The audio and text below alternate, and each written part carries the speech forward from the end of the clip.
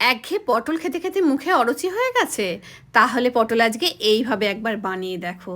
তার জন্য পটলের দুটো সাইড কেটে নিয়ে খোসাটা খুব ভালো করে ছাড়িয়ে নেব।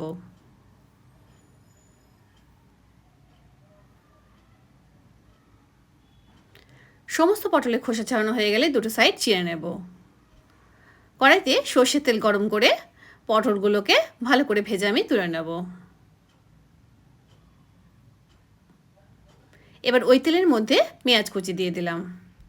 পেঁয়াজটা ভালো করে ভাজা ভাজা হয়ে গেলে এর মধ্যে দেব হলো আদা কাঁচা লঙ্কা বাটা। খুব ভালো করে মশলা কষানো হয়ে গেলে ফ্যাটানো টক দই দিয়ে আবার খুব ভালো করে কষিয়ে নেব। দিয়ে দেব স্বাদ মতো নুন ও মিষ্টি। এবার ভেজে রাখা পটলগুলো এর মধ্যে দিয়ে আবার ভালো করে সমস্ত নেড়ে চেড়ে নেব। পরিমাণ মতো জল দিয়ে দেব। খুব ভালো করে ফুটিয়ে নিলাম।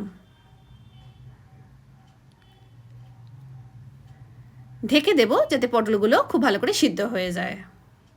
নামানোর ঠিক আগের মুহূর্তে দিয়ে দেব হলো হাফ চামচ ঘি।